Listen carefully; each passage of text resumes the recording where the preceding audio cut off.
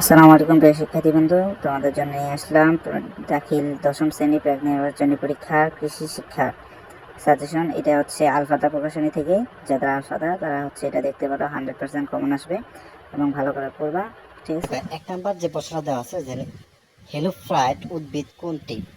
তো এক নাম্বার উত্তরটা দেখো, একের উত্তরটা হচ্ছে তোমাদের এখানে ক নাম্বারটা হবে। ক নাম্বার কি দেওয়া আছে দেখো, গোলপাতা, ঠিক আছে। তো গোলপাতা হচ্ছে আমাদের আনসার। তারপর দেখো দুই নাম্বারটা, কোন গাছের বীজ 24 ঘন্টার মধ্যে বপন করতে হবে, ঠিক আছে। এটাও ক নাম্বারটা, গর্জন গাছের। আচ্ছা, এরপরে দেখো আমাদের 3 নাম্বার প্রশ্ন যে বৃক্ষ কর্তন নির্ভর করে সেটা কি কি এর উপর, ঠিক আছে। তো এটা হচ্ছে গ নাম্বার, তিনটাই আনসার হবে, এটা এটা এটা তিনটাই। আচ্ছা, এরপর দেখো 4 নাম্বারটা যে অবস্থান ও বিস্তৃতি ভেদে বনাঞ্চলকে কয় ভাগে ভাগ করা যায়। তো 4 নাম্বার উত্তরটা হচ্ছে তোমাদের এখানে খ নাম্বার, 3 ভাগে ভাগ করা যায়। একটা উদ্দীপক দেওয়া আছে দেখো, রহমান সাহেব বাসায় আসবাবপত্র তৈরির জন্য 3 মিটার দৈর্ঘ্য বিশিষ্ট একটি মেহনি গাছের লক চেরাই করে 50 সেন্টিমিটার প্রস্থ এবং 5 সেন্টিমিটার পুরো 12টি তক্তা পেলেন। রহমান সাহেব কি পরিমাণ ব্যবহার উপযোগী কাঠ পেলেন। তো 5 নাম্বার উত্তরটা হচ্ছে গ নাম্বারটা, কি আছে 0.9 ঘনমিটার, ঠিক আছে এটা। আর লকটির বের যদি এর চেয়ে কম হতো তাহলে কি হতো। 6-এর আনসারটা দেখেন তোমাদের। তো 6 নাম্বার প্রশ্ন উত্তরটা দেখা, এটা হচ্ছে খ নাম্বার হবে, 1 এবং 3। নিচের কোন সূত্র ব্যবহার করে গোল কাঠের ভলিউম নির্ভর করা যায়। 7-এর উত্তরটা হচ্ছে তোমাদের এখানে দেখো ক নাম্বার হবে, অর্থাৎ নিউটনের সূত্র। আচ্ছা, কাঠ সংরক্ষণের জন্য কোন রাসায়নিক দ্রব্যটি ব্যবহার করা হয়। তো 8 নাম্বার প্রশ্ন উত্তরটা হচ্ছে তোমাদের গ নাম্বার, অর্থাৎ সিসিএ। সিসিএ যে গ নাম্বারটা। 9 নাম্বার দেখো, বন আইন লঘুগণ করলে ন্যূনতম কত মাসের জেল হতে পারে। কেউ যে লঙ্ঘন করে আর কি, বন আইন যেটা লঙ্ঘন করে আমরা জানি অনেকে, এটা হচ্ছে তোমাদের 9-এর উত্তরটা হচ্ছে দেখো ক নাম্বারটা, 6 মাস। ন্যূনতম হচ্ছে 6 মাস জেল হতে পারে। কাঠ ও বাঁশকে সিজনিং করলে এটা তোমাদের 10-এর উত্তরটা হচ্ছে খ নাম্বার হবে, 1 এবং 3। আচ্ছা, সবসময় সংগঠন কৃষি আহ, সমবাবে সমবায়ের এখানে কি। আচ্ছা, 11-এর উত্তরটা হচ্ছে তোমাদের এখানে গ নাম্বার। গ নাম্বার কি দেওয়া আছে, হৃৎপিণ্ড। আর সর্বনিম্ন কত হেক্টর জমি হলে একটি লাভজনক কৃষি খামার পরিচালনা করা যায়। তো এটা হচ্ছে তোমাদের এটা হচ্ছে তোমাদের উত্তরটা কি হবে, খ নাম্বার। খ নাম্বার কি দেওয়া আছে, 2। আচ্ছা, এরপর দেখো 13 নাম্বারটা। 13 নাম্বার এখানে বলছে কৃষি উপকরণ সমবায় এর কাজ কোনটি। 13-এর উত্তরটা হচ্ছে তোমাদের ক নাম্বার, কৃষি উপকরণ সমবায়। সরকারি কৃষি সেবা সংস্থাগুলো অর্থাৎ সরবরাহ করে থাকে। তো 14 নাম্বার উত্তরটা হচ্ছে তোমাদের গ নাম্বার। গ নাম্বার কি দেওয়া আছে, 1, 2, 3। বীজ, সার, ওষুধ তিনটাই হবে। আর কোনটি পরিবেশ বান্ধব নয়, কোনটি পরিবেশ বান্ধব নয় সেটা হচ্ছে কি 15-উত্তরটা হচ্ছে খ নাম্বার। খ নাম্বার কি দেওয়া আছে, গভীর নলকূপ। কি হবে, গভীর নলকূপ। একজন মানুষের মাসে প্রায় কত লিটার দুধ পান করা দরকার। তো এখানে 16-র উত্তরটা হচ্ছে তোমাদের দেখো খ নাম্বার, আর 8.50। কোন দুটির বেশি প্রজাতির মাছ। এখানে 17-র উত্তরটা দেখো, এটা হচ্ছে গ নাম্বার হবে, অর্থাৎ মৃগেল ও কালীবাউস। একটা উদ্দীপক দেওয়া আছে দেখো, সুজন মিয়া সোনার বাংলা কৃষি সমবায় সমিতির একজন সদস্য। তো এবার সমিতি থেকে অর্থাৎ ঢাকায় জীবন্ত মাছ পরিবহনের সিদ্ধান্ত নিল। সুজন মিয়ার মাছ পরিবহনের জন্য নিচের কোনটি ব্যবহার করবে। 18-র উত্তরটা দেখো, 18 নম্বর হচ্ছে তোমাদের এখানে গ নাম্বার হবে, পানি ভরা বড় পাত্র। আচ্ছা, এরপর দেখো তোমাদের হচ্ছে 19 নাম্বারটা, সুজন মিয়াকে কোনটির অভাব পূরণ করে সচেষ্ট থাকতে হবে। তো 19-টা হচ্ছে গ নাম্বার, অক্সিজেন। রেফ্রিজারেটর কত তাপমাত্রায় দুধ সংরক্ষণ করা হয়।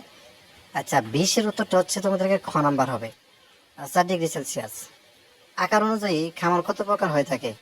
তো 21-এর উত্তরটা হচ্ছে তোমাদের এখানে খ নাম্বার। খ নাম্বার কি দেওয়া আছে, 3 প্রকার। পাঁচস্তরীকরণের অসুবিধা। তো 22-এর উত্তরটা দেখো, 22-এর উত্তরটা হচ্ছে গ নাম্বার, অর্থাৎ 2 এবং 3। তো একটা চিত্র দেখতে পাচ্ছ, চিত্রের আলোকে এখানে বলছে বস্তুটির নাম কি, এই যেটা দেখতে পাচ্ছ। তো 23 নাম্বার উত্তরটা হচ্ছে তোমাদের এখানে গ নাম্বার, অর্থাৎ হরহরা। হররা, ঠিক আছে। চিত্রের বস্তুটির ব্যবহার হলো এখানে 24-এর হচ্ছে কি খ নাম্বার। খ নাম্বার কি দেওয়া আছে দেখো, 1 এবং 3, অর্থাৎ পানি বিশুদ্ধ করা, পুকুরের গোলাগত দূর করা। একজন মানুষের বছরে কত লিটার দুধ পান করা দরকার?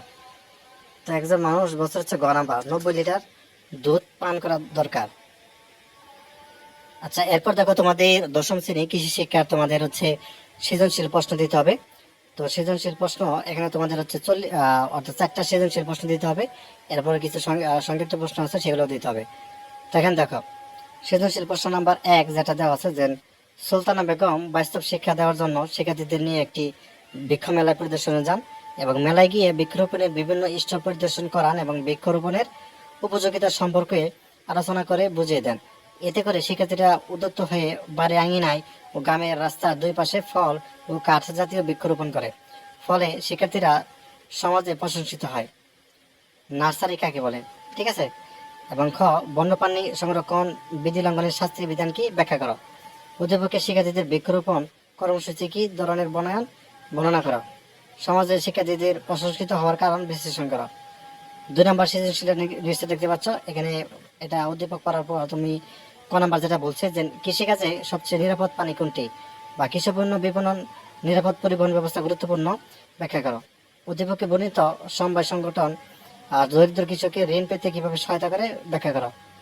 আচ্ছা, কৃষকগণের সফলতা উদ্দীপককে বর্ণিত সমবায় সংগঠনে ভূমিকা মূল্যায়ন করো। এরপর দেখো 3 নম্বরটা রয়েছে পোল্ট্রি কি বা দুধ সংরক্ষণ ব্যাখ্যা করো, বা শিহাবের ব্যর্থতার কারণ ব্যাখ্যা করো, শিহাবের দুধ দহন পদ্ধতি মূল্যায়ন করো। তো 4 নম্বর একটা চিত্র আছে এখানে, বৃহত্তম বন, গ্রামীণ বন। ঠিক আছে, বি এবং সি এর মধ্যে কি হবে দেখো। বনায়ন কাকে বলে? বনায়ন সামাজিক বনায়ন একটি পার্থক্য ব্যাখ্যা করো। উদ্দীপকে এ চিহ্নিত বনের বৈশিষ্ট্য ব্যাখ্যা করো এবং বাংলাদেশের প্রেক্ষাপটে এবিসিডি পরিবেশগত গুরুত্ব বিশ্লেষণ করো। আচ্ছা, বাকি প্রশ্নগুলো তোমাদেরকে দেখায়, যেমন এখানে 5 নম্বর একটা সৃজনশীল আছে। তো এই সৃজনশীলটা পড়বা এবং এখানে বলছে ভেষজ উদ্ভিদ কি বা বীজ নিষ্কাশনের পদ্ধতি ব্যাখ্যা করো, বা উদ্দীপকে উল্লিখিত বনটির ধরন ব্যাখ্যা করো। উদ্দীপকের কৃষি শিকড়ের উক্তিটির যথাযথ বিশ্লেষণ করো, এই আর কি। ঠিক আছে, তোমাকে দিতেই হবে 4টা। তো এখানে একটা চিত্র আছে দেখো 6 নঙে। এই চিত্রটা এখানে বলছে দুধ দহন কাকে বলে, পারিবারিক কৃষি খামারের গুরুত্ব ব্যাখ্যা করো, উদ্দীপকের প্রকৃতিতে এ ধরনের সমস্যা হওয়ার কারণ ব্যাখ্যা করো। আর গ, কোন ধরনের পদক্ষেপ গ্রহণ করলে এর সমস্যার সমাধান করা সম্ভব, তোমার উত্তরের সপক্ষে যুক্তি উপস্থাপন করো।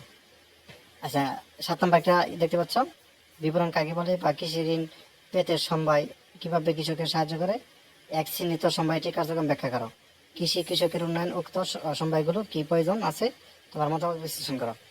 এবারে সংক্ষিপ্ত প্রশ্ন দিতে হবে 5টি। এখানে তোমাদের ইটি দেওয়া আছে 7টি দেওয়া আছে, এখান থেকে 5টা দিতে হবে। 10 নম্বর।